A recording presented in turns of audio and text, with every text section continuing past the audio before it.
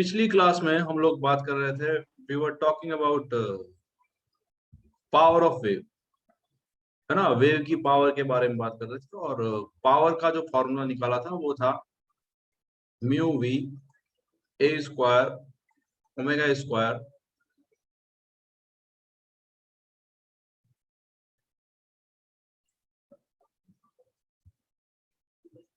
Omega square divided by 2। ये था power का formula.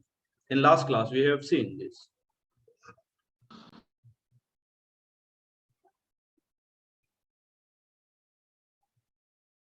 Just second.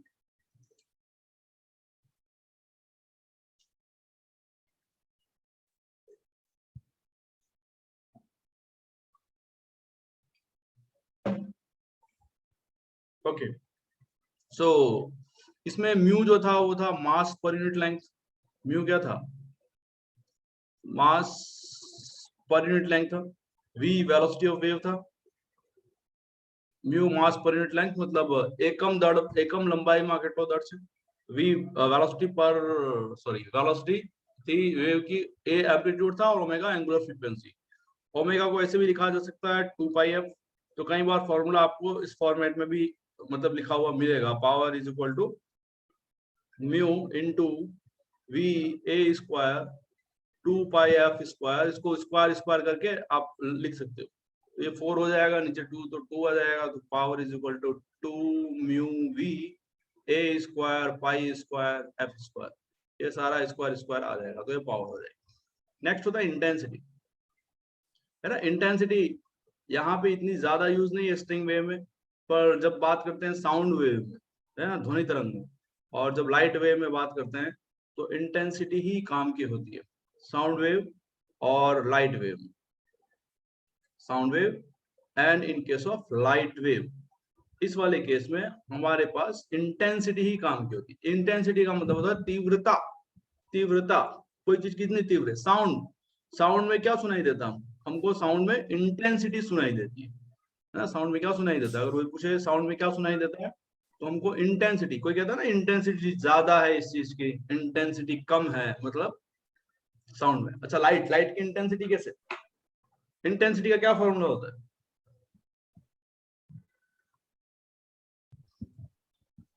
P by 80. P by 80. नहीं, I is equal to E A upon T or is equal to P upon T. क्या P upon T is equal to P upon T? P upon area, power upon area. आ power से intensity power upon area होता है, पता है नहीं पता है? Yes, sir. Yes sir. Power upon area, power upon area. Power होता है एनर्जी पर सेकंड।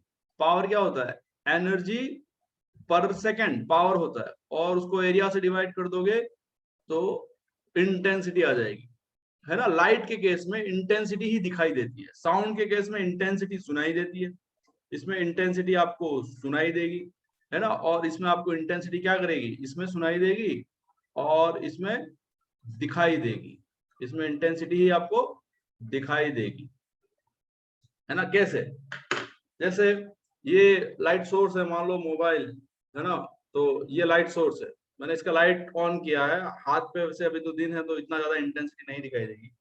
तो ये पास में अगर जितना पास ले जाऊंगा इस पे ज्यादा प्रकाश गिर रहा है, मतलब ज्यादा एरिया पे प्रकाश गिर रहा है। जैसे जैसे दूर ले जाऊंगा इंटेंसिटी कम होती जाएगी, पास ला जाऊंगा इंटेंसिटी बढ़ेगी, और दूर ले जाऊंगा पास में देखो કેટલો अच्छो चकतो पड़ी રહ્યો છે, અને दूर ले जाऊंगा कम થઈ રહ્યો છે। तो इंटेंसिटी कम होगी, है ना। इंटेंसिटी क्या होगी? कम होगी अगर आप एरिया बढ़ा दोगे तो, मतलब ज्यादा एरिया पे अगर कोई चीज गिरेगी तो इंटेंसिटी कम होगी। तो ये लाइट के केस में और साउंड के केस में हमको अच्छे से दिखाई देता है और सुनाई देता है, ठीक है। चलिए, जैसे आपको बता दूं कि अगर कोई लाइट सोर्स है, मान लो ये बल्ब है, लाइट का सोर्स है। ये 12th में पढ़ना है अच्छे से, अभी तो नहीं पढ़ना है इसको। बल्ब, और यहां से 2 मीटर की डिस्टेंस पे इंटेंसिटी कितनी होगी बताओ? यहाँ पे ये बल्ब है 100 वाट का, 100 વાટનો બલ્બ છે, 100 વાટનો બલ્બ છે, તો 2 મીટર ડિસ્ટન્સમાં ઇન્ટેન્સિટી કેટલી થાય છે? 25. કેટલી ઇન્ટેન્સિટી? 25 100 ભાગ્યા 4 એટલે 25. 100 भाग्य 4 के क्या रीते? सर एरिया करना पड़ता है ना, तो एरिया कितना 4 हो जाएगा इस 2 into 2. तो 2 into 2 क्यों किया? अच्छा तो कुछ दूसरा बल्ब- लेना पड़ेगा. बल्ब से बल्ब से तो बल्ब थी जो रोशनी जाए छे, बल्ब से जो लाइट जाएगी वो चारों दिशाओं में जाएगी, यहाँ जाएगी, यहाँ जाएगी, यहाँ जाएगी, तो कहाँ जाएगी? तो एक 2 मीटर पे जाकर के आपको एक Circle. गोला बनाना पड़ेगा, स्फीयर बनाना पड़ेगा. क्या बनाना पड़ेगा? 2 मीटर पे जाकर के आपको एक स्फीयर, बढ़िया वाला स्फीयर बनाना पड़ेगा. हालांकि अच्छा नहीं बना, तो ये स्फीयर बनाना पड़ेगा. अच्छा, अब ये जो रोशनी होगी इस स्फीयर के हर पार्ट पे गिरेगी. जैसे यहाँ बल्ब बीच में रखा हुआ है, तो यहाँ रोशनी गिरेगी, यहाँ गिरेगी, यहाँ गिरेगी, यहाँ पर भी गिरेगी, जहां पैक है पूरा, तो सब पार्ट पे रोशनी गिरेगी. और सब जगह एक जैसी गिरेगी कि अलग अलग गिरेगी? बताओ.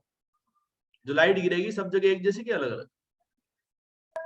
एक जैसे. सब जगह एक जैसी, मतलब यूनिट एरिया पे सब जगह. इसका मतलब है कि अगर यहाँ पे मुझे इंटेंसिटी निकालनी है कि यहाँ यूनिट एरिया में एकम क्षेत्रफळમાં कितनी इंटेंसिटी छे, कितनी तीव्रता छे लाइट की, है ना? मैं लाइट के हिसाब से बता रहा हूँ, साउंड के हिसाब से ही बता देंगे.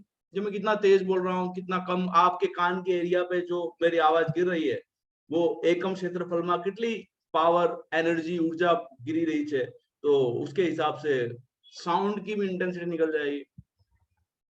तो बताओ इसकी इंटेंसिटी क्या होगी? Power upon area. तो बल्ब में कितनी पावर है? 100 वाट.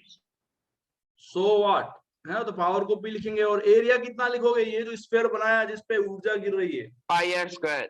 पाई आर स्क्वायर नहीं बेटा, 4 पाई आर स्क्वायर. 4.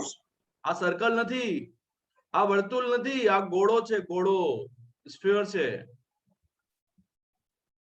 ये सर्कल नहीं है. तो एरिया होगा 4 पाई आर स्क्वायर. अच्छा, तो ये हो जाएगा 100 और ये हो जाएगा 4 पाई 2 का स्क्वायर. तो इंटेंसिटी जो आएगी वो क्या आएगी? 100 बाय 16 पाई वाट पर मीटर स्क्वायर. वाट पर मीटर स्क्वायर, ये पीछे का एकम बोलना जरूरी है ना, या क्योंकि बिना एकम के तो क्या है 100 बाय 16 पाई, क्या second, metre, kilo, joule, joule क्या है? तो ये वाट पर मीटर स्क्वायर, इतनी इंटेंसिटी. अच्छा, अब मुझे बताओ क्या इस बल्ब के हर पॉइंट पे, मतलब इस स्फीयर के हर पॉइंट पे सेम ऊर्जा गिर रही है? मतलब हर जगह सेम इंटेंसिटी होगी कि अलग होगी? सेम इंटेंसिटी होगी, सेम. है ना? तो इंटेंसिटी हर जगह क्या होगी? सेम होगी.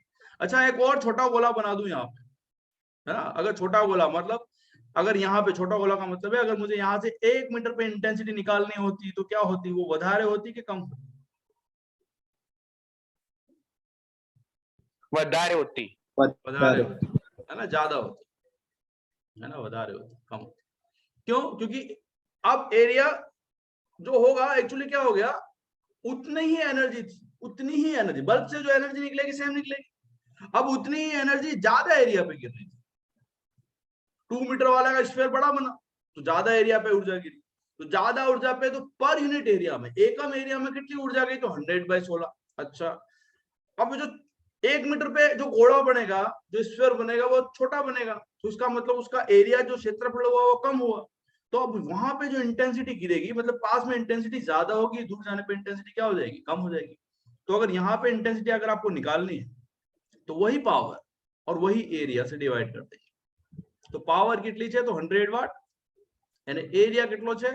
तो 4 पाई 1 स्क्वायर. तो देखो ये बढ़ गई इंटेंसिटी, 100 बाय 4 पाई, वही वाट पर मीटर स्क्वायर. इस इंटेंसिटी को और क्या कहते हैं, साउंड में और लाइट में, दोनों में पढ़ना. लाइट 12th में आता है, साउंड इसके बाद में लूंगा, तो उसको हम इंटेंसिटी को उसमें वहां पे देखेंगे अच्छे से. ठीक है, आपको ये चीज कई बार जरूर ध्यान में आती है कि जो इंटेंसिटी अगर मैं पावर को इस फॉर्मूले में, ये जो फॉर्मूला मैंने बनाया, कौन सा फॉर्मूला बनाया? P is equal to 2 mu V A square pi square F square. इसको अगर मैं एरिया से डिवाइड कर दूं तो इंटेंसिटी आ जाएगी, है ना। तो अगर मैं इसको एरिया से डिवाइड कर दूं तो इंटेंसिटी आ जाने वाली है।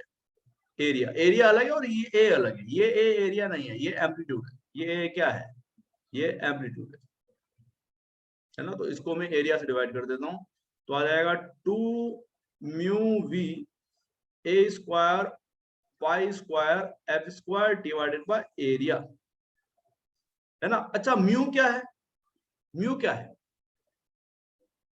मास पर यूनिट लेंथ, मतलब m/l। जो म्यू है, देखो जो म्यू है, कहां लिखूं, यहाँ पे जो म्यू है वो m/l है, मास पर यूनिट लेंथ, एकम लेंथ में दड़ से म्यू, है ना। तो एक फॉर्मूला और आपको पता पड़ जाएगा, इसको मास अपॉन लेंथ करूंगा तो नीचे लेंथ आ जाएगा और एरिया, तो लेंथ और एरिया मिलकर क्या बनाते हैं, क्रॉस सेक्शन एरिया। जैसे रस्सी की बात चल रहे हैं तो वॉल्यूम बना देगा, तो मास पर यूनिट वॉल्यूम हो जाएगा। तो मास अपॉन वॉल्यूम क्या हो जाएगा, डेंसिटी। समझ में आ रहा है। जैसे इस म्यू को क्या लिख सकता हूं मैं, इस म्यू को क्या लिख सकता हूं, इस म्यू को लिख सकता हूं mass upon area, mass upon length. तो लेंथ किसकी, तो रस्सी की। एरिया किसका, रस्सी का एरिया। रस्सी का क्या एरिया, मान लो ये पतली सी रस्सी है, आप पतली सी दोरी से, आप पतली सी दोरी से, तो आ दोरी नो जो काट क्षेत्रफल છે, जो क्रॉस सेक्शन एरिया है, यहाँ से काट के जो एरिया बन रहा है ना, गोल है ना रस्सी है, तो उसका जो क्षेत्रफल है वो वाला एरिया, है ना। क्योंकि उसके थ्रू ही एनर्जी पास हो रही है, उसी में से फ्लो होकर के एनर्जी पास हो रही है, तो वो वाला एरिया। तो मास पर यूनिट कद हो जाएगा, वॉल्यूम हो जाएगा, मतलब कद हो जाएगा। तो मास डिवाइडेड बाय वॉल्यूम करोगे, तो मास डिवाइडेड बाय वॉल्यूम करोगे तो डेंसिटी आ जाने वाली। डेंसिटी मतलब घनता, है ना। घनता का क्या मतलब होता है कि रस्सी का घनत्व, क्योंकि यहाँ रस्सी की बात कर रहे हैं। साउंड में किसका घनत्व लोगे, मास किसका दड़ लोगे, तो किसका मास, साउंड किस में से बह के जाती है। जैसे रस्सी में ऊर्जा रस्सी में से बह के जा रही है, तो मास लोगे तो दड़ जो लोगे वो रस्सी का दड़ लोगे, लंबाई रस्सी की लोगे, काट क्षेत्र पर रस्सी का लोगे। अगर मैं इसी की जगह साउंड की बात कर लूं तो साउंड में दड़ किसका लोगे, किसका दड़ हो जाएगा। फॉर्मूला यही रहने वाला है, पावर का फॉर्मूला बदलेगा नहीं। तो दड़ किसका हो जाएगा, जिसमें से साउंड फ्लो करके जा रही है। तो साउंड किसमें फ्लो करती है,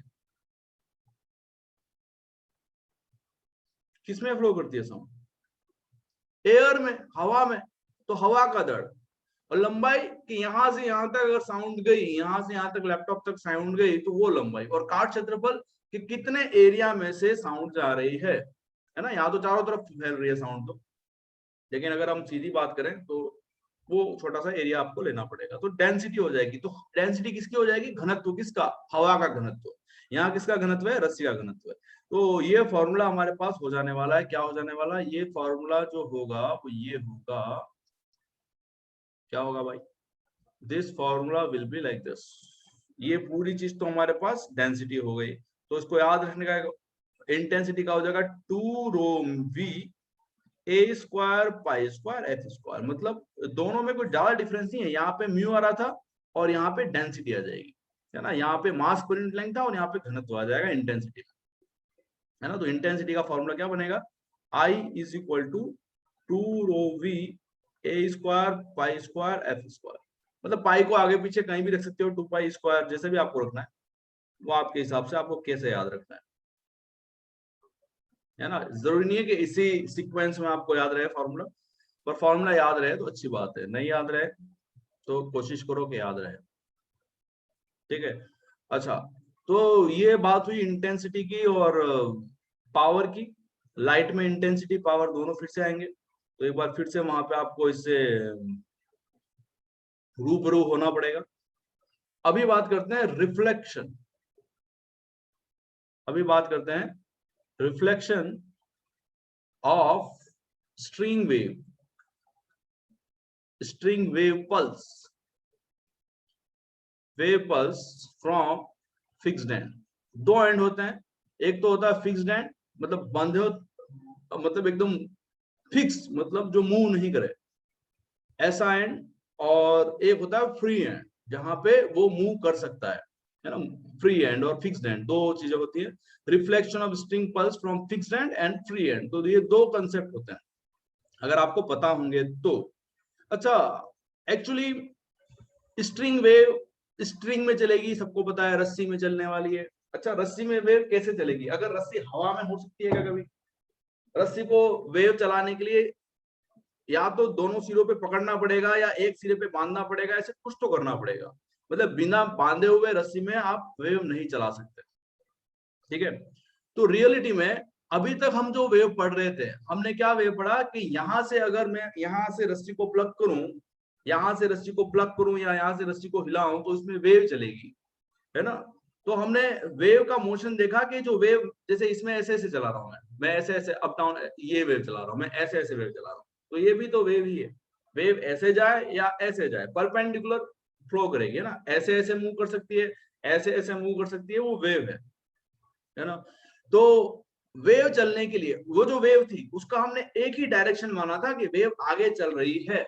अच्छा, या वेव ऐसे चल रही है तो ऐसे चल रही है। जैसे इसमें मैं दो तरीके से इसको मूव कर सकता हूँ, या तो मैं अप डाउन मूव कर सकता हूँ तो अप डाउन वाली वेव चली, है ना, या फिर मैं ऐसे ऐसे मूव कर सकता हूँ तो ये वाली वेव चलेगी, ठीक है। तो ऐसे ऐसे पार्टिकल मूव हो सकते हैं, पार्टिकल अप डाउन मूव हो सकते हैं। अच्छा, पर पार्टिकल का जो एनर्जी थी वो आगे की तरफ मूव कर रही है, ये बात हमने पढ़ी थी। तो ऐसी वेव को बोलते हैं प्रोग्रेसिव वेव। कौन सी वेव बोलते हैं? ऐसी वेव को बोलते हैं प्रोग्रेसिव वेव। जो अभी तक हमने पढ़ी वो हमारे पास प्रोग्रेसिव वेव थी। पर रियलिटी में क्या ऐसा होगा प्रोग्रेसिव वेव होगी, है ना। तो रियलिटी में वेव जो होगी वो प्रोग्रेसिव। और अच्छा, एक और बात कि इसमें कहीं हम एनर्जी लॉस नहीं मान रहे हैं, कि हमारी एनर्जी का कहीं पर भी लॉस नहीं हो रहा है, सारी की सारी एनर्जी आगे पहुंच रही है। हमेशा ऐसा होता नहीं है, मतलब प्रैक्टिकली ऐसा नहीं होता। पर अगर हम सारा जो, ये क्या कहते हैं, ऐसा इसलिए क्यों नहीं हो रहा, मैं जितना भी मोशन ये दे रहा हूँ पूरा के पूरा यहाँ क्यों नहीं पहुंच रहा, या हमें एग्जैक्ट शेप क्यों नहीं दिखाई दे रही? उसका रीजन है कि यहाँ पंखा चल रहा है, एटमॉस्फेयर से हवा आ रही है, तो वो उसको डिस्टर्ब कर रहे हैं, वो उसको क्या कर रहे हैं, उसके मोशन को डिस्टर्ब कर रहे हैं। तो कुछ एनर्जी वो ले जाता है ना, कुछ एनर्जी यहाँ से टकराती है पंखे की हवा से, कुछ हवा की मतलब एटमॉस्फेयर की हवा से। तो एनर्जी का आपस में क्या हो जाता है, भिड़ंत हो जाती है, आप ऐसे कहो तो एग्जैक्ट मोशन नहीं आ पाता हमारे केस में। पर अगर यही एक्सपेरिमेंट हम वैक्यूम में करें जहां पे आसपास कोई हवा नहीं हो, तो हमको एग्जैक्ट शेप दिखाई देगी, एनर्जी का लॉस नहीं होगा। तो अभी तक हमने जो वेव पढ़ी थी वो प्रोग्रेसिव वेव पढ़ी थी, पर वास्तव में वेव प्रोग्रेसिव नहीं हो सकती या नहीं होती है। क्यों? क्योंकि जब आगे वेव, इस स्ट्रिंग को मैंने कहीं बांध रखा है तो एक्चुअली देखने में ऐसा आया, इस स्ट्रिंग को बांध रखा है तो देखने में ऐसा आया कि अगर मैं यहाँ पे वेव दूंगा तो वेव यहाँ आगे जाने के बाद जहां पर भी ये स्ट्रिंग अटैच होगी, जहां पर भी ये स्ट्रिंग लगी होगी, वहां से टकरा के वापस रिटर्न आएगी। जैसे गेंद को मैंने फेंक दी तो गेंद आगे गई तो आगे गई, चलो गई कोई बात नहीं, लेकिन अगर आगे दीवार आ जाए तो गेंद लौट के वापस आएगी। वैसे ही ये रस्सी में आगे यहाँ पे आपने वेव छोड़ी थी तो वेव आगे गई, लेकिन यहाँ पे ये एंड पकड़ा हुआ है तो ये वेव आगे गई तो टकरा के लौट के वापस आएगी। तो उसको बोलेंगे रिफ्लेक्शन। क्या बोलेंगे? रिफ्लेक्शन को क्या बोलते हो गुजराती में? परावर्तन। परावर्तन। परावर्तन। परावर्तन। हाँ सर। अच्छा, परावर्तन। तो इस वेव का परावर्तन होगा और दो तरीके से वेव का परावर्तन हो सकता है। एक फिक्स्ड एंड से। फिक्स्ड एंड का क्या मतलब है? रस्सी को आपने दूसरे एंड पे एकदम बांध दिया, मान लो इस एंड पे एकदम बांध दिया ऐसे करके, ऐसे रस्सी को बांध दिया तो ये फिक्स्ड एंड है, ये एंड मूव नहीं करेगा, ठीक है, ये फिक्स हो गया। या कहीं पे आपने किल डाल दी और वहां बांध दिया रस्सी को और फिर वेव चला रहे हो उसमें, ठीक है, तो वो फिक्स्ड एंड हो गया। फ्री एंड का क्या मतलब है? फ्री एंड का मतलब, मैं दोनों का एंड का मतलब बता देता हूँ, यहाँ पे ड्रॉ कर लेता हूँ। फिक्स्ड एंड का मतलब है कि यहाँ पे आपने रस्सी बांध दी, ये रस्सी बांध दी और इसको ऐसे फिक्स कर दिया, है ना, और ये हमारी स्ट्रिंग है, तो ये तो हो गया फिक्स्ड एंड। स्ट्रिंग है और यहाँ रस्सी बांध दी गई है तो ये फिक्स्ड एंड है। मतलब ये वाला जो एंड है, मतलब ये वाला जो जहाँ पॉइंट है, जहाँ पे एंड का मतलब वो जो पॉइंट है, वो जो सीधा है, छेड़ो छे ए छेड़ा मूव नहीं करतो, ठीक है, तो ये जो छेड़ा है वो मूव नहीं करेगा, ये एंड मूव नहीं करेगा, डजंट मूव, तो ये इसको बोलेंगे फिक्स्ड एंड, इसको बोलेंगे फिक्स्ड एंड। और दूसरा क्या है? तो दूसरा आप ऐसा भी कर सकते हो कि रस्सी लो और इस छेड़े को फ्री बना दो। तो इस छेड़े को फ्री कैसे बनाएंगे? रस्सी को डायरेक्ट वहां पे मत बांधो, किसी रस्सी को किसी रिंग से बांध दो, रिंग को उसके अंदर डाल दो, ठीक है। तो दूसरा तरीका हो सकता है कि यहाँ पे मैंने एक रिंग ली ऐसे, उसको इसके अंदर डाल दिया और रस्सी को इस रिंग से बांध दिया, तो अब ये जो रिंग है वो ऊपर नीचे मूव कर सकती है, ठीक है। तो ये रस्सी भी ऊपर नीचे मूव कर सकती है। तो ये वाला जो सिरा है या तो ऊपर जा सकता है, नीचे जा सकता है। तो ऐसे ये हो गया फ्री हैंड। अब इन दोनों में वेव चलेगी तो दोनों में अलग अलग चीजें देखने को मिली, ठीक है। अलग अलग चीजें क्या करने को मिली, देखने को मिली, फ्री हैंड। तो ये फ्री हैंड मतलब ये मूव कर सकता है, ये वाला जो छेड़ो छे वो कैन मूव, ये कैन मूव, ये मूव कर सकता है।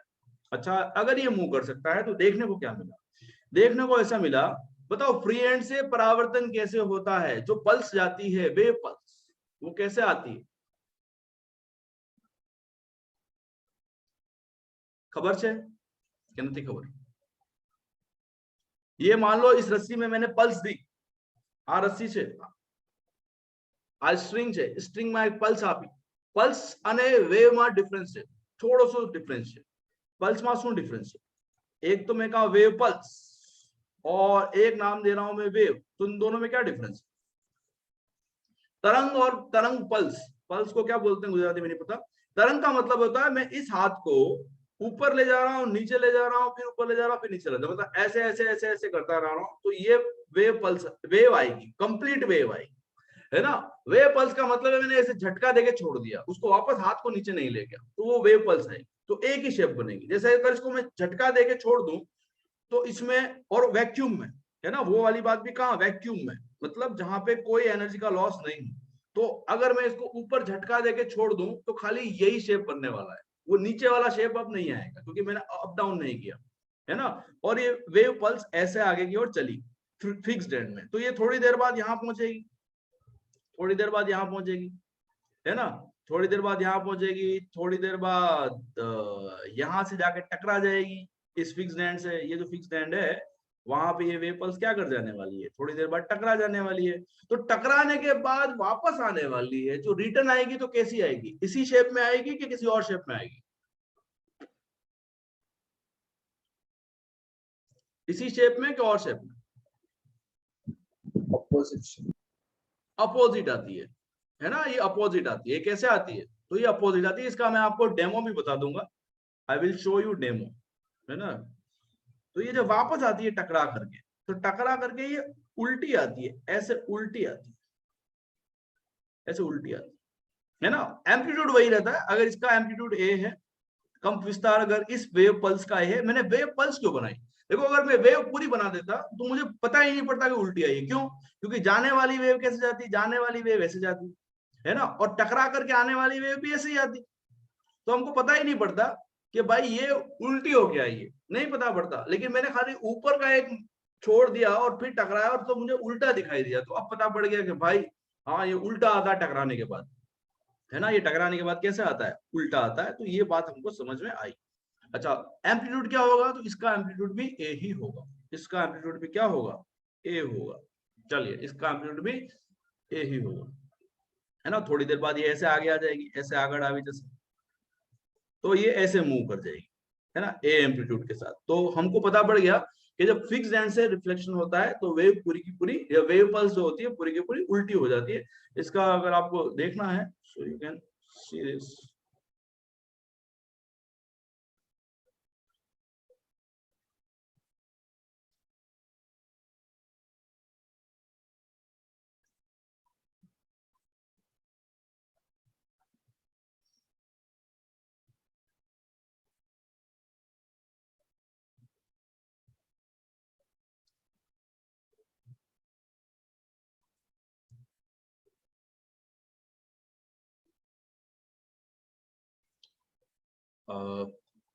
चलिए इसको चला देते हैं।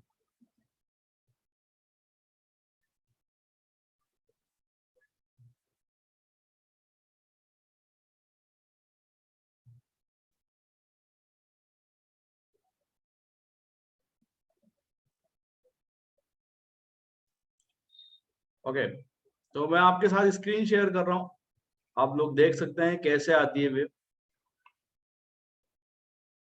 ये आपको स्क्रीन दिखाई दे रही है, यस सर। अब Yes, इसमें sir. देख रहा है एक रस्सी बांध Yes, रखी है, sir. फिक्स्ड एंड से बांध रखी है, और वो राइट की Yes, तरफ sir. झटका देगा, जमनी बाजू झटको आपे छे। ये जमनी बाजू झटको आपे छे तो जो वेव आएगी टकरा करके कौन सी बाजू आती है, क्या जमनी बाजू से वापस आती है कि दूसरी बाजू से वापस आती है, वो देखना। ठीक है, तो चलिए देखते हैं इसको। आ रस्सी छे कई बाजू थी वापस आई? डाबी बाजू थी। डाबी बाजू थी वापस आई, है ना। मैं फिर से बता देता हूं इसको, एक बार फिर देख लो। देखो वो इस तरफ झटका देगा तो डाबी बाजू थी वापस आएगी, ठीक है। तो उल्टी आती है, उल्टी वापस आएगी, ठीक है। तो ये बात हमको समझ में आ गई कि भाई उल्टी वापस आती है,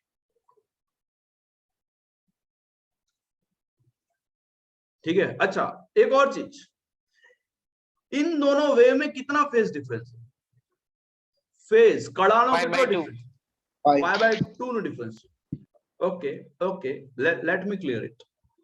जो वेव ऐसे जा रही है, No जो sir, वेव pi होगा pi. जो वेव पल्स ऐसे जा रही है, ऐसे जा रही है लौटते वक्त, सॉरी ए नहीं बी, ए तो ये है, जो वो लौटते वक्त उल्टी आ रही है। तो इन दोनों में कड़ा का कितना डिफरेंस है, इन दोनों वेव पल्स? Pi. क्यों? देखो आपको पता है ना 180 डिग्री पूरा एसएचएम उसका हो गया। एसएचएम है ना, एसएचएम। तो एसएचएम में अगर आ एसएचएम छे, क्योंकि एसएचएम पार्टिकल ऐसे एसएचएम करेंगे अप डाउन, पार्टिकल ऐसे एसएचएम कर रहे हैं अप डाउन। तो आ मीन पोजीशन छे, एक पॉजिटिव छेड़ा छे ने एक नेगेटिव छेड़ा छे। तो इन दोनों में कितना फेज डिफरेंस? π/2 का। इन दोनों में π/2 का, तो इन दोनों में कितना डिफरेंस? पाई का फेज डिफरेंस होगा। Yes sir. क्या आप एसएचएम Yes, ऐसे sir. बना दो, एसएचएम ऐसे बना लो, ऐसे एसएचएम बना लो, कैसे बना लो, ऐसे फेज डायग्राम बनाते हो ना आप, सर्कल बना करके, आपको पता है सारी चीजें, सर्कल बना देते हो और फिर देखते हो कि एक पार्टिकल यहाँ पे है અને બીજો पार्टिकल, एक पार्टिकल અહીંયા છે અને બીજો पार्टिकल नेगेटिव एक्सट्रीम में છે, है ना, एक पॉजिटिव एक्सट्रीम में है, एक नेगेटिव एक्सट्रीम में है। तो इन दोनों पार्टिकल के बीच में, क्योंकि हम यहाँ से मेन पोजीशन ये है, ये मेन पोजीशन है, तो मेन पोजीशन वाला, तो यहाँ से मेन पोजीशन से ये π/2 पे है और ये भी मेन पोजीशन से π/2 पे है। तो इन दोनों के बीच में फेज डिफरेंस कितना? π/2 અહીંયા અને π/2 અહીંયા। तो કેટલો फेज डिफरेंस है? पाई कलानो phase difference, pi phase difference है। तो आपको ये पता होना चाहिए कि जब भी वेव फिक्स्ड एंड से टकरा के आएगी तो आने वाली और जाने वाली में, जाने वाली को इंसिडेंट बोलते हैं, जो गई उसको क्या बोलते हैं? Incident wave. इसको क्या बोलते हैं? Incident wave. और जो वापस आई उसको क्या बोलते हैं? Reflected wave. तो गुजराती में भी कुछ नाम होगा इसका, पता नहीं क्या नाम, इंसिडेंट और रिफ्लेक्टेड वेव पल्स, है ना, रिफ्लेक्टेड वेव पल्स। हम पूरी वेव नहीं बना रहे हैं, हम खाली वेव पल्स बना रहे हैं ताकि हमको दिखाई दे आते वक्त, है ना। इंसिडेंट वेव पल्स और रिफ्लेक्टेड वेव पल्स। तो जाने वाली और आने वाली में पाई का फेज डिफरेंस होता है। कितना फेज डिफरेंस होता है? पाई का फेज डिफरेंस होता है, ये पता होना चाहिए। अभी बच गया फ्री एंड से रिफ्लेक्शन। फ्री एंड से रिफ्लेक्शन, तो फ्री एंड का क्या मतलब है कि उसको एक रिंग से बांध दिया, यहाँ पे उसको एक रिंग से यहाँ बांध दिया, अटैच कर दिया, और फिर एक रस्सी को यहाँ बांध दिया, मतलब रिंग को इसके अंदर डाल दिया, है ना, छल्ले को, और फिर एक रस्सी को बांध दिया और उसमें फिर वेव पल्स हमने दी। तो अब क्या होगा? अब क्या होगा जब ये वेव पल्स आगे चलती चलती, अगर ये वेव पल्स, ये एम्पलीट्यूड इसका ए है ना, और ये वेव पल्स है इंसिडेंट वेव पल्स। कौन सी वेव पल्स है ये इंसिडेंट वेव पल्स, जो आगे की तरफ गिर रही है, और ये चलते चलते चलते आगे चली, चलिए साहब आगे चली, है ना। तो ये तो सॉरी,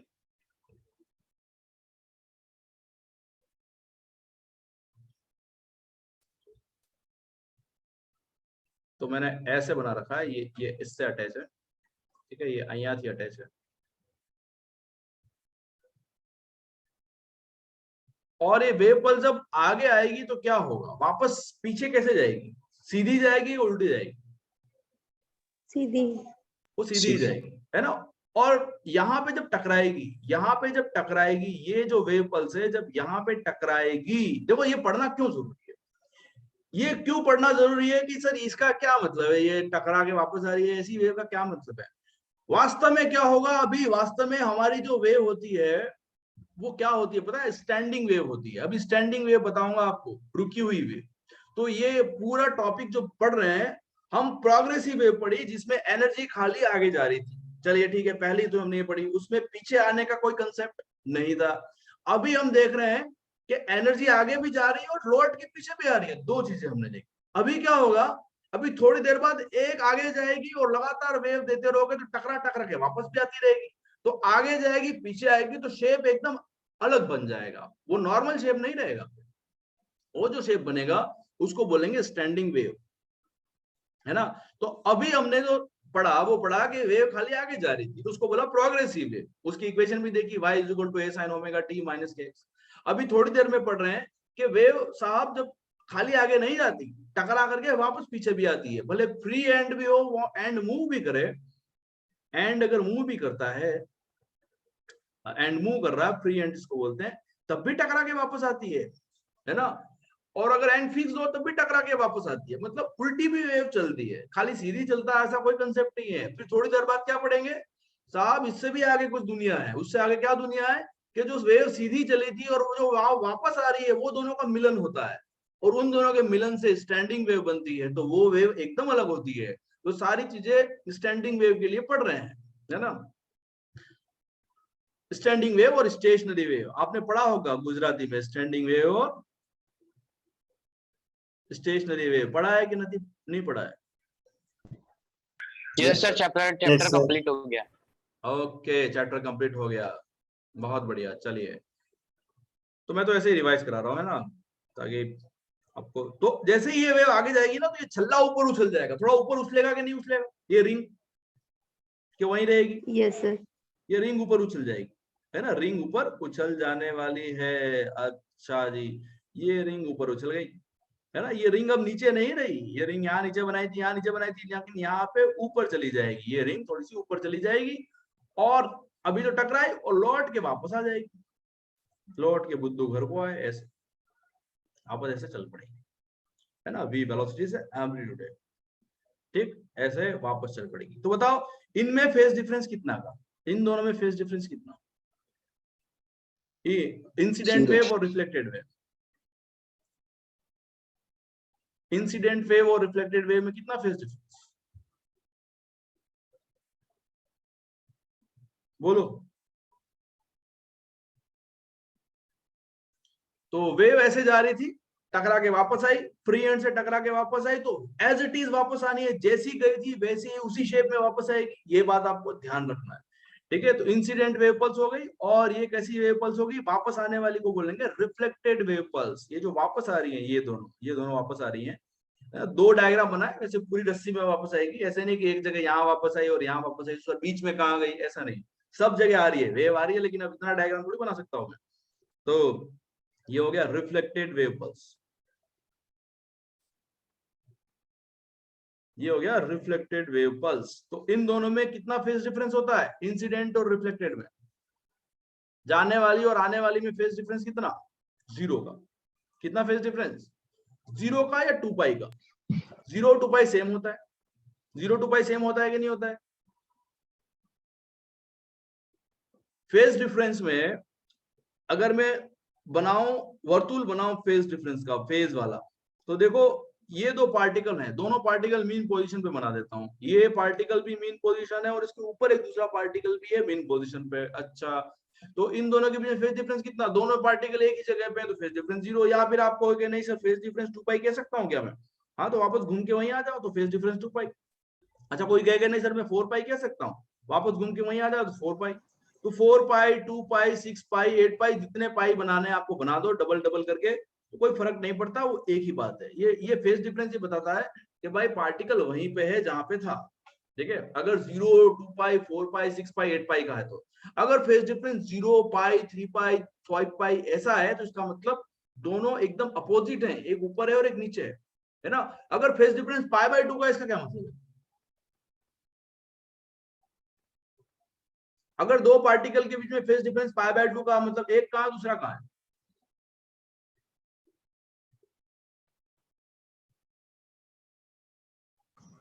एक एक्सट्रीम पे होगा और एक मीन पोजीशन। यस, एक एक्सट्रीम पे एक मीन पोजीशन पे, ये बात आपको पता होना चाहिए। अगर इन दोनों पार्टिकल्स के, दो पार्टिकल के बीच में फेज डिफरेंस π/2 का मतलब एंगल π/2 નો બની રહ્યો છે। अच्छा एंगल π/2 નો તો તારે જ બને જ્યારે એક મીન પોઝિશન માં છે તો અહીંયા છે અને બીજો અહીંયા છે। ठीक है, एक मीन पोजीशन आ मीन पोजीशन पर है અને एक एक्सट्रीम पर है। ठीक है, तो ये एंगल जो बनेगा वो π/2 का बन जाएगा, तो फेज डिफरेंस π/2 का आ जाएगा। फिलहाल यहाँ पे जीरो फेज डिफरेंस है, जीरो फेज डिफरेंस। चलिए अभी क्या करते हैं, अब हम आ जाते हैं सुपर पोजिशन पे। Now will come to superposition. अब सुपर पोजिशन वही वाली बात जो इंटरफेरेंस की बात की थी कि वास्तव में क्या होता है कि वेव आगे तो जाती है लेकिन लौट के वापस आती है। अगर मैं यहाँ पे, अब मैं थोड़ा एक स्टेप और आगे बढ़ता हूं, ये दोनों एंड हो गए, रिफ्लेक्शन हो गए। अभी मैं क्या करता हूं कि मैं यहाँ पे एक पल्स जनरेट की, ये रस्सी फिक्स्ड एंड से बंधी हुई है, फिक्स्ड एंड थी बांधेली से, फिक्स्ड एंड है ना, रस्सी फिक्स्ड एंड से बंधी हुई है। अच्छा, यहाँ पे मैंने वेव पल्स जनरेट की, ये लो भाई वेव पल्स जनरेट की। ठीक है, तो ये साहब आगे जाएगी, जितनी देर में आगे जाती है उतनी देर में मैंने दूसरी पल्स फिर जनरेट कर दी। अभी क्या होगा देखो, खाली पल्स पल्स की बात कर रहे हैं अभी, है ना, पूरी कंप्लीट वेव की बात नहीं चली है। ये एक वेव पल्स है और ये पहले वाली आगे चली गई। ठीक है, आप पहली वेव पल्स है, आ पहली આગળ આવી ગઈ છે, આ પહેલી આગળ આવી ગઈ છે અને બીજી પાછળ છે, બીજી ફરી ચાલુ કરી દીધી મેં, એક પહેલી झटको मारीने छोड़ દીધો तो वो वेव आगे गई અને वो आगे जा रही है, इसमें दूसरा झटका और लगा दिया मैंने तो दूसरी भी आगे जा रही है। अब पहली वाली तो टकरा के वापस आ जाएगी और दूसरी आगे जाएगी, तो इन दोनों का मिलन होगा कि नहीं होगा? होगा। ये यहां जाएगी, ये मान लो यहाँ पे आई दूसरी, और उतने में ये पहली वाली टकरा करके टकरा गई, है ना, पहली वाली क्या कर गई, टकरा गई, और टकरा भी क्या गई, टकरा के लौट के वापस आ गई, ऐसे बता दो, है ना। दूसरी वाली तो यहाँ पे थी और पहली वाली मान लो टकरा करके लौट के वापस आ रही है, टकरा गई थी और टकरा के अब बीजी છે અને पहली वाली टकरावीने पाछળ वापस आवे છે, वापस अपने रास्ते पे आ रही है। चलिए दोनों का एम्पलीट्यूड बराबर है, इसका एम्पलीट्यूड भी ए है और इसका एम्पलीट्यूड भी ए है। तो बताओ इन दोनों के मिलने से क्या क्या है, ये कौन लिख रहा है, हु इज दिस, क्या है, वेलकम, क्या है वेलकम, कौन है ये?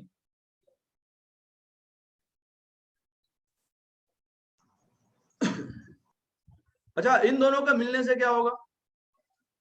सर कोई मुन्ना भैया है। मुन्ना भैया कौन आ गया है यार यहाँ? ये मुन्ना भैया कहाँ से आ गए?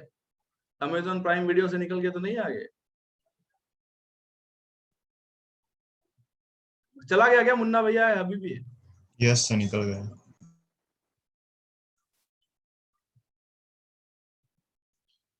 अच्छा, तो ये दोनों जो वेव, एक जाने वाली और एक आने वाली, अभी भी मैंने दो ही वेव पल्स बनाई, एक गई थी आगे, एक वेव निकल गई, उतने में दूसरी बना दी तो दूसरी जा रही है। ठीक है, अभी मैं तीसरी भी बना सकता हूँ, लगातार भी ऐसे कर सकता हूँ, या जरूरी नहीं है कि मैं ऊपर करूँ, मैं अप डाउन भी कर सकता हूँ। तो एक वेव जाएगी, दूसरी वेव आएगी, उनका मिलेगा, तो वो जो मिलेंगे तो स्टैंडिंग वेव बनाएंगे। स्टैंडिंग वेव कैसी बनती है उसको भी हम, मुन्ना भैया जानवी राठौड़ तो नहीं थी, तो ये जानवी राठौड़ भी अभी इंटर हुई है, पता नहीं कौन सा, जो भी कह नहीं सकते किसी को। चलिए ठीक है, अच्छा ये दोनों वेव मिलेंगी, स्टैंडिंग वेव कैसे बनती है वो भी हम बता देंगे। ठीक है, कैसे बनती है उसका परफेक्ट डेमो है हमारे पास, मतलब अभी जो बताया था ना वैसे ही डेमो आएगी, है ना, तो खास नहीं है, वीडियो ही है। तो बताओ ये दोनों वेव जब जहां मिलेंगी वहां पे कैसी वेव बन जाएगी? एक्चुअली क्या होगा, एक समय ऐसा आएगा जब दोनों वेव एक के ऊपर एक हो जाएंगी। बोलो ऐसा होगा कि नहीं होगा? जाने वाली और आने वाली, एक बहुत माइन्यूट सा टाइम आएगा, भले 0.1 सेकंड के लिए आए, कितना समय के लिए, 0.1 सेकंड के लिए, आपको दिखाई दे नहीं दिखाई दे वो एक अलग बात है ना। आंखों से हमेशा सब चीजें नहीं दिखाई देती, क्यों?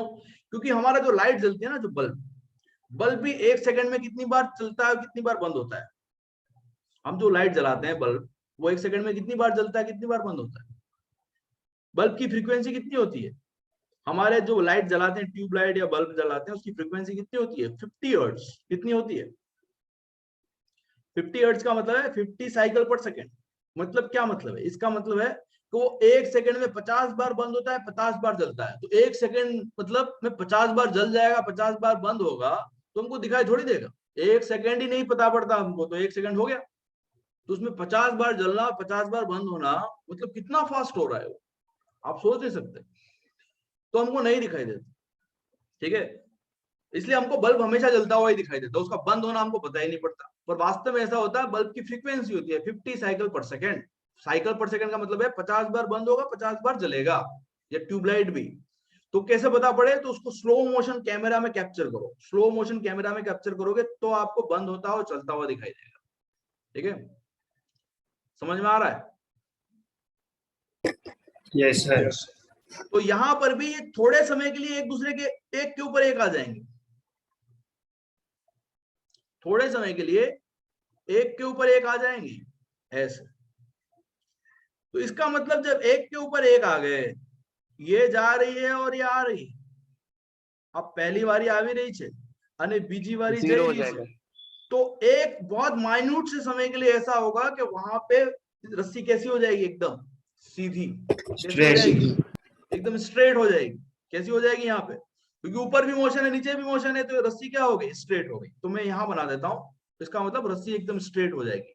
बहुत कम समय के लिए होगी, है ना। मान लो बहुत ही डेल्टा टी कितना, मान लो 0.1 सेकंड के लिए हुई, पर ऐसा काम होगा तो जरूर। इसके बाद क्या होगा? उसके बाद क्या होगा? उसके बाद ये 2 नंबर की जो वेव है, आप बीजा नंबर ની वेव છે, આ બીજા નંબરની વેવ છે અને આ પહેલા નંબરની વેવ છે।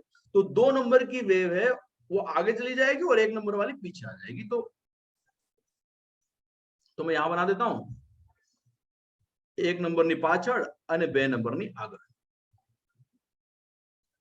આ બીજા નંબરની જઈ રહી છે અને આ પહેલા નંબરની टकराઈને वापस आ गई। बोलो, समझ में आ रहा है? इसमें कुछ समझने वाली बात नहीं, सब प्रैक्टिकल है। ऐसा होगा, है ना। अगर हम एकदम एक्सपेरिमेंट को वैक्यूम में करें तो थोड़ा सा झटका देने पे अच्छी वेव चलेगी, है ना। अच्छा, तो ये हो गया फिक्स्ड एंड से। वैसा का वैसा फ्री एंड से भी कर सकते हो, उसमें क्या है? वैसा का वैसा फ्री एंड से कर सकते हो, नहीं कर सकते हो? Yes, sir. तो फ्री एंड से क्या होगा? मान लो फ्री एंड में एक पल्स दी, उसके बाद एक जाके टकरा के आ रही, उतने में दूसरी दे दी, या एक के पीछे एक 2 दे दी, तो एक तो निकल गई और दूसरी फिर उसके पीछे पीछे गई, है ना। तो 2 पल्स दे देते हैं, चलिए फटाफट 2 पल्स दे देते हैं। तो एक पल्स આપી દીધી અને બીજી પલ્સ જઈ રહી છે, અને આ ફ્રી એન્ડ છે, અને આ કયું એન્ડ છે? Free and. ફ્રી એન્ડ, આ ફ્રી એન્ડ છે, ठीक है। ऐसे फ्री एंड बना दो। અહીંયા આ મૂકેલો છે, ओके। तो ये पहली वेव जा रही है और ये दूसरी वेव पल्स जा रही है ना। तो पहली टकरा के वापस आएगी, ये छल्ला ऊपर चला जाएगा और ये सब बातें हैं। तो हम डायरेक्ट बना देते हैं कि दूसरी जा रही है और पहली लौट के आ रही है, दूसरी जा रही है और पहली लौट के आ रही है। ऐसा बना देते हैं, दूसरी जा रही है और पहली लौट के वापस आ रही है। तो आप पहली लोटी ने वापस આવી રહી છે અને બીજી લોટી ने दूसरी जा रही है। तो ये दोनों भी थोड़े समय के लिए मिलेंगे। जब थोड़े समय के लिए मिलेंगी तो वहां पे एम्पलीट्यूड क्या हो जाएगा? बढ़ जाएगा। बढ़ जाएगा, तो 2a हो जाएगा। कितना हो जाएगा?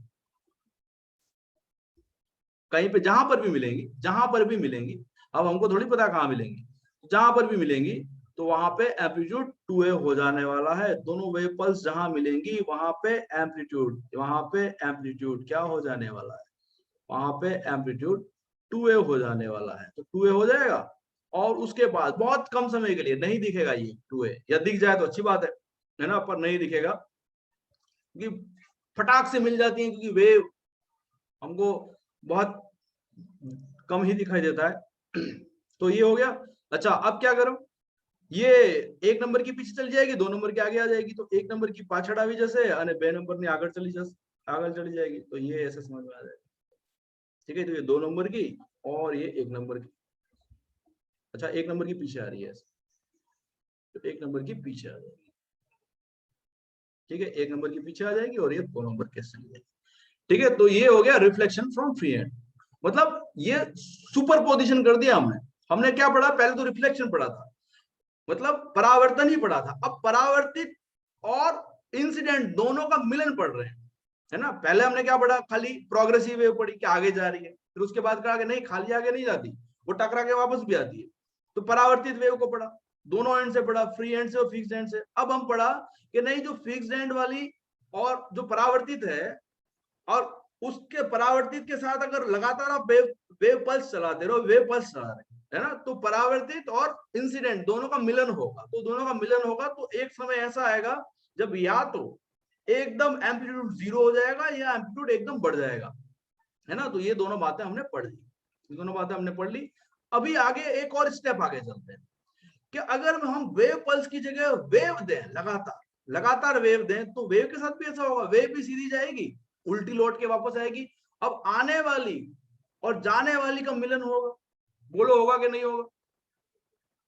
अगर फिक्स्ड एंड हो तो, फिक्स्ड एंड हो तो उल्टी लौट के आएगी, और अगर फ्री एंड हो तो सीधी आएगी। और लगातार यहाँ पे वेव देते रहो तो एक टकरा के वापस आ रही है, एक जा रही है, एक टकरा के वापस आ रही है, तो कैसी लूप बनेगी। वो कैसी लूप बनती है वो डिपेंड करता है कि आप यहाँ पे कितनी वेव दे रहे हो। 1 सेकंड में 50 वेव दे रहे हो, 2 वेव दे रहे हो, 3 वेव दे रहे हो, कितनी फ्रीक्वेंसी क्या है आपकी, दैट डिपेंड्स। ठीक है, उसके हिसाब से लूप बनती जाएगी, एक अलग प्रकार की वेव बनेगी।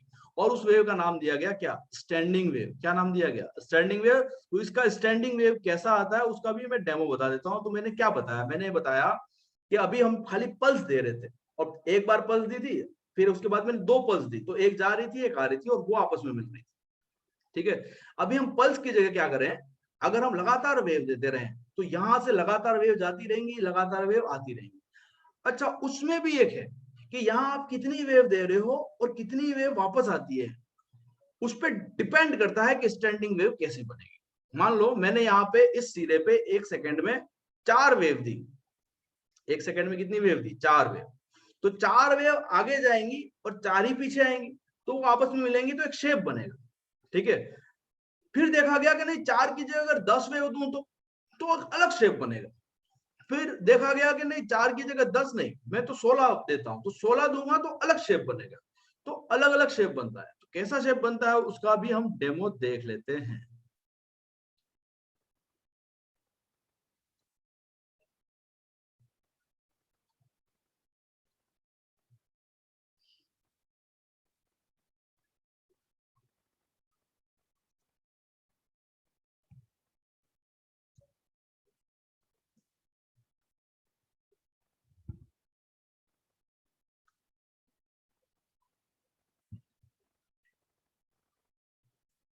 अभी खाली ये वीडियो ही बता पाऊंगा मैं, क्योंकि टाइम हिसाब से होने वाला है।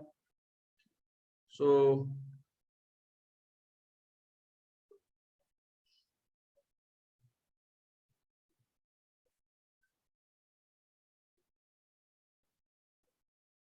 ये दिख रहा है आपको, can you see this Yes. Video. तो देखो इसमें अभी ये लगातार वेव दे रहा है, ये मशीन से वेव दे रहा है, ये हाथ से नहीं दे रहा है, अपन हाथ से करते हैं। ये किससे हिला रहा है, मशीन लगी हुई है वहां पे साइड में, दिख रही है ये वाली मशीन, ये दिख रहा है। Yes sir. तो उसके थ्रू ये स्ट्रिंग में वेव दे रहा है। ठीक है, तो अपन थोड़ी 1 सेकंड में 50 बार ऐसे हिला सकते हैं, या 50 बार या 10 बार ऐसे, एक सेकंड ही नहीं पता पड़ता अपन को।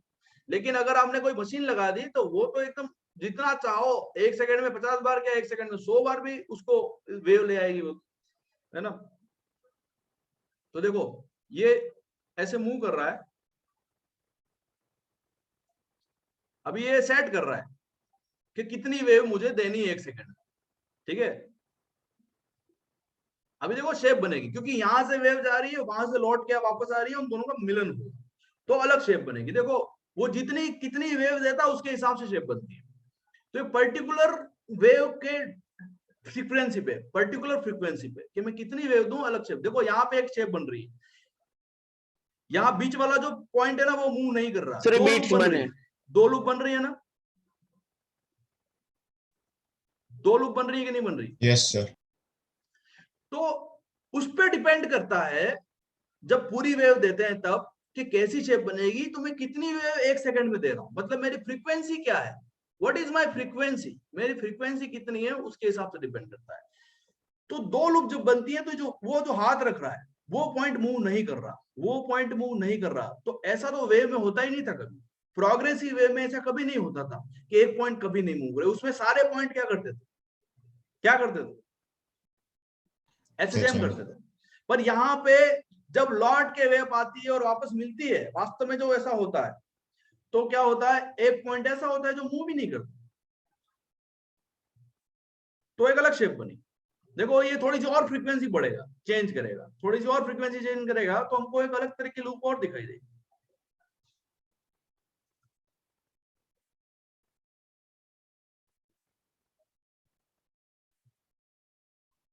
उसको आगे बढ़ाना चाहिए।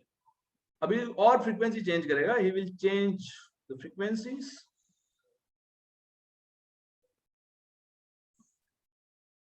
ये क्या हो गया, चलो ये तो हो गया ना।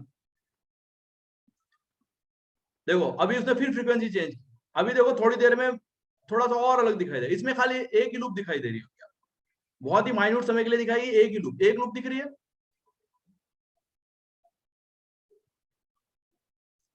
एक लूप दिखाई दे रही है, एक ही लूप, सिंगल लूप बड़ी वाली। Yes sir. देखो इसमें फिर से मैं बताता हूँ, ये तो दो था, अब वो फ्रीक्वेंसी चेंज करता है तो खाली एक ही लूप बनती है ना। तो अलग अलग फ्रीक्वेंसी पे कि वेव कितनी मिलती है उसके हिसाब से अलग अलग शेप बनती है, ठीक है। उसके आगे और 3 लूप भी बनाएगा, 3 लूप भी बनाएगा। देखो इसमें सिंगल लूप बन रही है, इसमें सिंगल लूप बन रही है, ही इज शोइंग। अभी वो 3 लूप भी बनाएगा,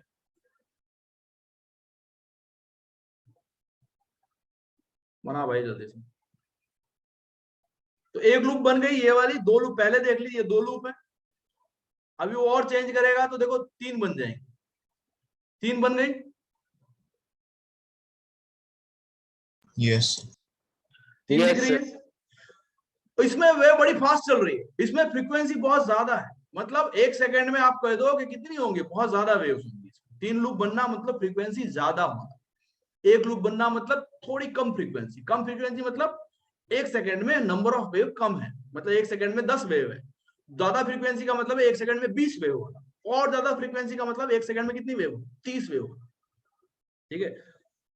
तो जैसी जैसी आप फ्रीक्वेंसी बढ़ाते जाओगे, जाने वाली आने वाली जब मिलेंगी तो अलग अलग शेप बनाएंगे। और शेप में क्या है, एक ऐसा पॉइंट आता है जो कभी मूव नहीं करता, इसका मतलब ये जो वेव बनती है उसमें, और हमने जो पहले प्रोग्रेसिव वेव पढ़ी थी जिसमें वेव खाली आगे ही जाती थी, पीछे लौट के नहीं आती थी, उसमें डिफरेंस है कि आगे वाली वेव जब जाती थी तो उसमें हर पार्टिकल मूव करता था ऊपर नीचे, पर इसमें एक ऐसे भी पॉइंट बनेंगे जो कभी मूव नहीं करते, वो हमेशा वहीं के वहीं रहते, ठीक है। ऐसे पॉइंट को बोला जाता है नॉड। क्या बोला जाता है, NODE।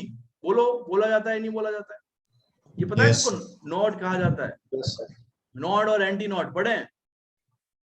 Yes, sir. तो इसमें ये जो पॉइंट है, ये जो पॉइंट है जो मूव नहीं कर रहे हैं उनको बोला जाएगा नॉड। क्या हो गया ये क्या हो गया, एक मिनट। तो ये नॉड हो गया। अच्छा, कुछ पॉइंट ऐसे हैं जो हमेशा टॉप पे, कुछ पॉइंट ऐसे हैं जो हमेशा टॉप पे, आप देखो ध्यान से, ये वाले पॉइंट थोड़ा सा ये वाले जो पॉइंट्स है ना वो हमेशा टॉप पे, उसको बोलेंगे एंटी नॉड। ये जो पॉइंट दिख रहे हैं, ये बीच वाले पॉइंट जहां पे मैं कर्सर रख रहा हूं, कर्सर दिखाई दे रहा है आपको? यस तो वो हमेशा टॉप पे, उनको बोलेंगे एंटी नॉड। मतलब ये जो वेव है वो हमारी पहले वाली वेव से तो एकदम डिफरेंट है। पहले वाली वेव आगे जाती थी तो हर पार्टिकल ऊपर नीचे होता था, तो ये जितना ऊपर नीचे होगा उतना उसको भी ऊपर नीचे होना, कभी ना कभी तो होना ही है ना। हमेशा एक साथ टाइम पे सारे होंगे ऐसा नहीं जरूरी है, कोई मीन पोजीशन पे होगा, कोई एक्सट्रीम ऊपर होगा, कोई एक्सट्रीम नीचे होगा, कोई उसके बीच में होगा। लेकिन जो मीन पोजीशन पे है वो थोड़ी देर बाद वो एक्सट्रीम पे चला जाएगा, जो एक्सट्रीम पे है वो मीन पे आ जाएगा, जो इस मीन पे है वो नीचे भी जा सकता है। तो ऐसे ऐसे ऐसे ऐसे होते रहते, ठीक है। लेकिन यहाँ पे अलग सिचुएशन ये है कि कुछ पार्टिकल तो हमेशा टॉप पे रहते हैं, वो कभी भी नीचे नहीं आते। हालांकि नीचे आते हैं मतलब या तो टॉप पे रहेंगे या बॉटम पे रहेंगे, टॉप पे रहेंगे या बॉटम पे रहेंगे, है ना। लेकिन कुछ पार्टिकल कभी मूव नहीं करते और कुछ पार्टिकल थोड़ा मूव करते हैं, है ना, मतलब उनका टॉप बॉटम अलग होगा, तो इन सबका अलग अलग है। बोलो समझ में आ रहा है? मैं इसको आप अगली क्लास में Yes, बता sir. दूंगा, अगली क्लास में बता दूंगा, पर अभी खाली मैं आपको थोड़ा सा आइडिया ही देना चाह रहा था। तो ठीक है, तो ये बता रहा है, देखो ये रस्सी, इसमें 3 लूप बन रही है। आपको 3 लूप दिखाई दे रही है क्या? Yes. है ना, 3 लूप। तो इसमें जो बीच वाले पार्टिकल हैं, तो मैं आपको थोड़ा सा आइडिया दे दूं। देखो वेव में थोड़ा सा दिखेगा तो थोड़ा समझ में आएगा, नहीं तो फॉर्मूले याद करने हैं कुल मिलाकर के बात।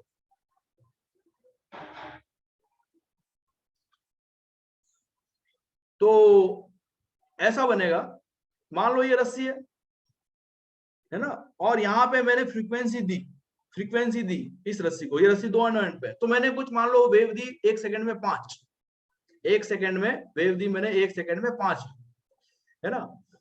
तो ये थोड़ी सी कम फ्रीक्वेंसी है, सॉरी 1 सेकंड में 5 सेकंड नहीं, 1 सेकंड में 5 वेव, तो फ्रीक्वेंसी कम है, तो मुझे खाली एक ही लूप दिखाई देती है, क्योंकि यहां से वेव जा रही है और लौट के वापस भी आ रही है, ठीक है, लौट के वापस भी आ रही है।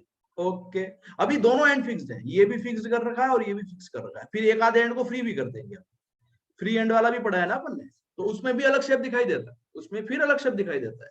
तो ये दोनों बातें याद रखनी, दोनों एंड जब फिक्स कर दोगे और फिर वेव दोगे 1 सेकंड में 5, तो आपको शेप ऐसी दिखाई देगी, या तो ये रस्सी ऊपर दिखाई देगी, ऐसी दिखाई, रस्सी ऐसे जाएगी और रस्सी नीचे आएगी, दैट्स इट। किताबों में ये दोनों शेप एक साथ दे रखे होते हैं, किताबों में दोनों शेप एक साथ दे रखे होते हैं। तो ऐसा नहीं है कि एक रस्सी से 2 रस्सी बन गई, रस्सी 2 नहीं बनी है।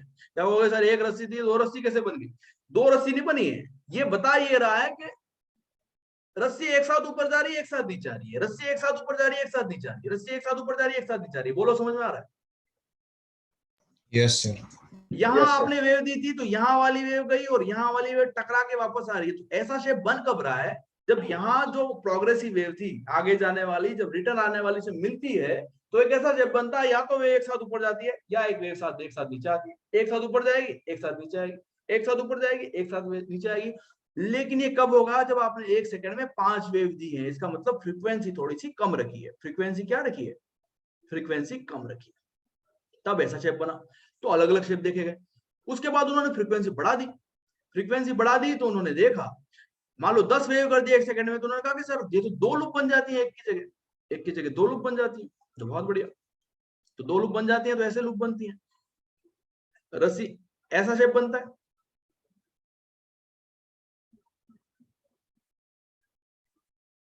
ऐसा शेप बनता है। रस्सी एक ही है ना, 2 रस्सी नहीं है। तो किताबों में कैसे दे रखा होता है वो मैं बता देता हूँ। फिर ये जो ऊपर वाला शेप है ना, वो नीचे आएगा और नीचे वाला ऊपर, मतलब ऐसा।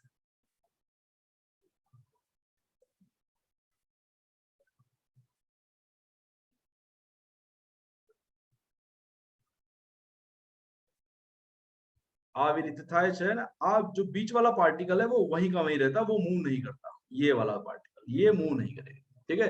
किताबों में आपको ऐसा दे रखा होता है, किताबों में आपको ऐसा दे रखा होता है।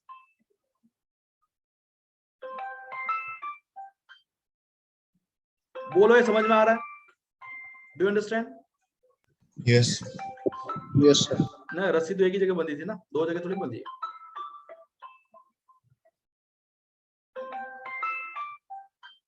हालांकि डायग्राम सही नहीं बना है, पर खैर थोड़ा ऊपर नीचे बन गया।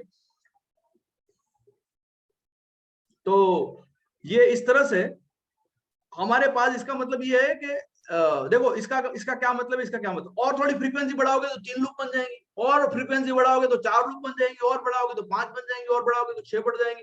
तो जितनी ज्यादा फ्रीक्वेंसी बढ़ाते रहते हो, तो जाने वाली आने वाली वेव मिलती है, तो लूप बनाती है, तो अलग तरह की वेव बनती है, जिस वेव का नाम दिया गया स्टैंडिंग वेव। इस वेव का क्या नाम दिया गया? Standing wave. इसका नाम स्टैंडिंग वेव क्यों दिया गया, उसको भी हम देखेंगे अगली क्लास में। तो शायद टाइम हो गया है, तो हम इसको बाद में ही पढ़ेंगे। Thank you very much.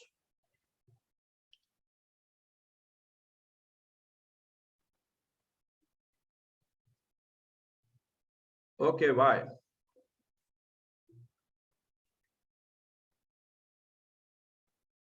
मैं मीटिंग एंड कर रहा हूं, ठीक है।